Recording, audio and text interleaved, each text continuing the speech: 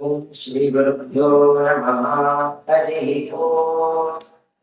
ओम ये अर्वामुतवा पुराणे वेदं विद्वांसमभितो वदन्त्यादित्यमेव ये परिवदन्ति सर्वे अग्निं द्वितीयं च अग्निं समिति यावतीर्वै देवतास्ता सर्वा वेद वेदविधि ब्राह्मणे वसन्ति तस्मात् ब्राह्मणेभ्यो वेदविद्यो दिवेदिवे नमस्कुर्यात् ना श्रीलङ्कीर्तये देवता एव देवताः प्रीणाति। ॐ सद्देश प्रभवः समुद्रमनज्ञानक्रिया तत्परः शान्तः सत्कुलजो विशुद्धहृदयः शुद्धान्तरेदी गृहे वेदज्ञशरद्गणामपि तथा दीक्षा प्रतिष्ठा विधौ सिद्धः सिद्धनपेक्षकः शिवमय ध्यानो गुरुष्यस्य ते। ॐ தெளிவு குருவின் திருமேனி காண்டன் தெளிவு குருவின் திருநாமம் சேர்ப்பன் தெளிவு குருவின் திருவார்த்தை கேட்டல் தெளிவு குருவர் சித்தத்தில் தானே. சபையை குருநாதர் வெல்கம் வணக்கத்தை தெரிவித்துக் கொண்டு சபையை உரையை நான் நடத்திக் கொடுக்கிறேன்.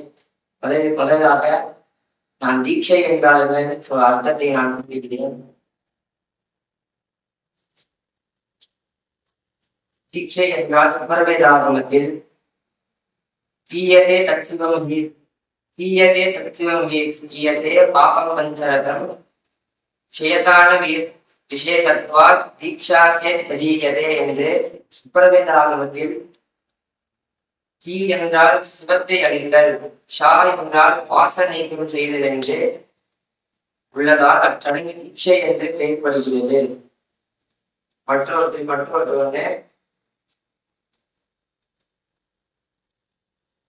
சைவத்தை அறிவு தருவதற்காக இறைவன் அவரோட நம்ம சைவத்தை காட்டுவதற்காக இறைவன் தட்சிணாமூர்த்தியாக நம்மளோட அவதாரம் எடுத்துள்ளான்.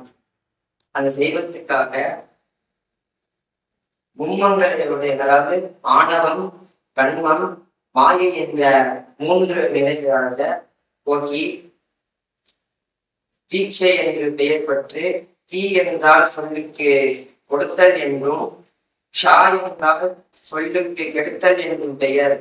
தீ சிவஞானத்தை கெடுத்தால், ஷா முன்மங்களை கெடுத்தல் என்பதால் தீட்சை என்று பெயர் உள்ளது.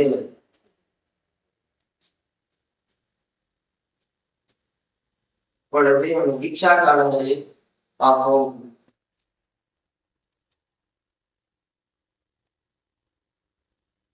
தீட்சா காலங்களிலே நம் ஆலயத்தில் இருக்கும் ரத்தோற்சவம் தமிழ்நாடு காலத்தில் சந்திரன் விஷு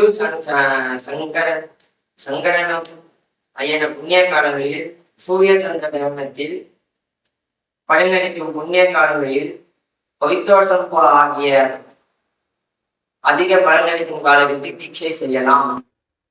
உயிர் நட்சத்திரங்கள்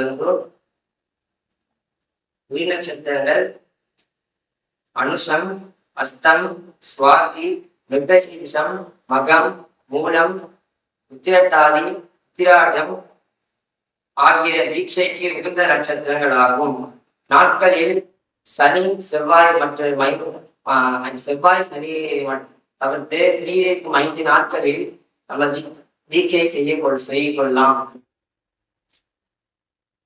அடுத்தது நம்மளோட நட்சத்திர பொறுப்படி தாராபலம், சந்திரபலம் இங்கே தீட்சை நட்சத்திரபதி அதாவது சூரிய சந்திர வர கூட்டி 9ஆல் வகுத்து மீதும் உள்ள 1, 2, 6, 7, 8 என்கிற கசர யோகம் இல்லை வந்தால் கசர யோகம் இல்லை. அதாவது நம்ம சூரியன் இப்ப கார்த்திகை 30ஆம் தேதி நம்மளுக்கு தீட்சை வைக்கிறோம் என்றால் அப்போது சூரியத்தோட நட்சத்திரை நம்ம பார்க்க வேண்டும். இந்த நட்சத்திரத்தில் சூரியன் எத்தனை நட்சத்திரம் இருக்கிறதோ அது உதாரணத்துக்கு இப்ப கார்த்திகை 30ஆம் தேதி சூரிய நட்சத்திரம் மூலா நட்சத்திரத்தில் உள்ளது. மூலா நட்சத்திரம் 19வது இடத்தில் உள்ளது. அந்த 19வது இடத்தில் இருக்கிறதுனால நம்ம 9வது பக்க வேண்டும். டிவைட் பண்ணும்போது அந்த 19 9வது பக்கத்தால் 1 என்ற ஆன்சர் வருகிறது. அந்த 1 கசட யோகம் இல்லை. அதனால தாராளமாக நம்ம தீட்சை செய்யலாம். தீட்சை மேலும் குரு சுக்கிரமோட அதிக மாசத்தில் அஸ்தமான மாசங்களில் அதிக மாசம் மனமாசமும் கூடாது. அதாவது அந்த குரு சுக்கிரமோட அதிக மாசமும் மனமாசமும் தீட்சை பண்ண வேணாம் அப்படிங்கிறதை புரிகிறேன். மாசத்தில் ஆவணி, புரட்டாசி, சித்திரை, தை என்கிற 4 மாதங்களில் தீட்சையை பண்ண வேண்டாம். மற்ற மாதங்களில் பண்ணலாம். அதாவது 3 காலங்களாக பிரிக்கப்பட்டுள்ளது. சேட்டா காலம், மத்தியம காலம், வெண்பீட்ட காலம் என்கிற 3 காலம் உள்ளது. இந்த சேட்டா காலத்தில் வைகாசி, கார்த்திகை, மார்கழி என்கிற 3 காலத்தில் நம்ம தீட்சை செய்யலாம். மத்தியம காலத்தில் மாசி மாசம், ஆடி மாசம் என்கிற மத்தியம காலம். வெண்பீட்ட காலம் என்கிறது நம்மளது புரட்டாசி, சித்திரை, தை, ஆவணி என்கிற 3 மாதங்களில் வெண்பீட்ட காலங்கள். அப்பொழுது பண்ணக்கூடாது. மற்ற மாதங்களில் பண்ணக்கூடாது. மாதத்தில் பண்ணக்கூடாது.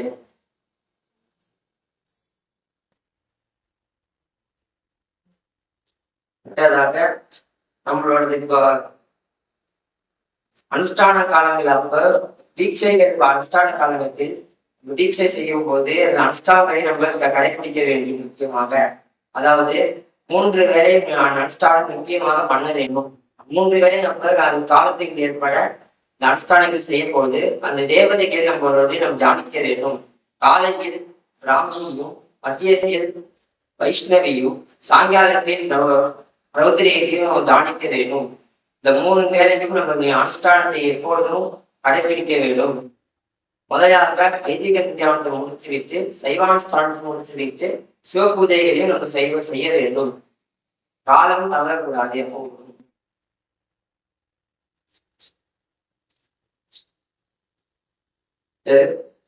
பொருளாதார காலங்களில் சிராவணம், பாத்ரபதம், புஷ்ய மாசம், சைத்திர மாசம், குருமூட, சுக்கிரமூட, அதிமாசம், பிரதோஷம் கூட காலத்தை நம்ம பண்ணக்கூடாது. பொருந்தாத காலங்களாக இருக்கும்.